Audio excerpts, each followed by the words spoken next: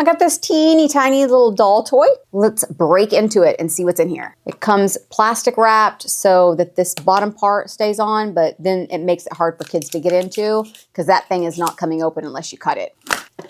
Mini Bratz. I don't typically love Bratz dolls, but I thought these little minis were going to be super cute. Inside of there is this. I don't know what that is. Does it come out? I think it does. Yeah, it does. Oh, it's a bee. Don't know what that's about. It's shiny, glittery. We have our little collection sheet. Oh my goodness.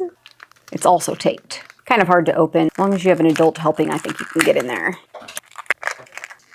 There's a little background you can keep. Luminescent. Very, very cute. Oh my goodness. I really don't know what this is. Is it a stand of some kind?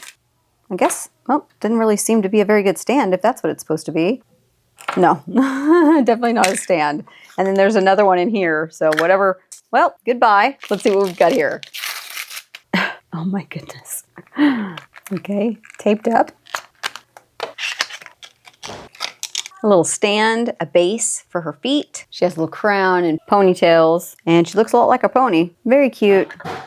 I'm not sure what the deal is with this or this. I guess you can store them in there for sure. And they're definitely very pretty and sparkly, but no idea what these do. If you're looking for some cute toys or some miniatures to add to your collection, I think these are adorable. I'll link these for you below. You can pick these out. I got these on sale, so if you're looking to get them on sale, watch out. They'll probably come back. Don't forget to subscribe, as I like to bring you miniatures and kids' toys and any number of things. You just never know what I'm gonna have here. Let me know in the comments what the best deal you found lately is. I think it may have been these for me.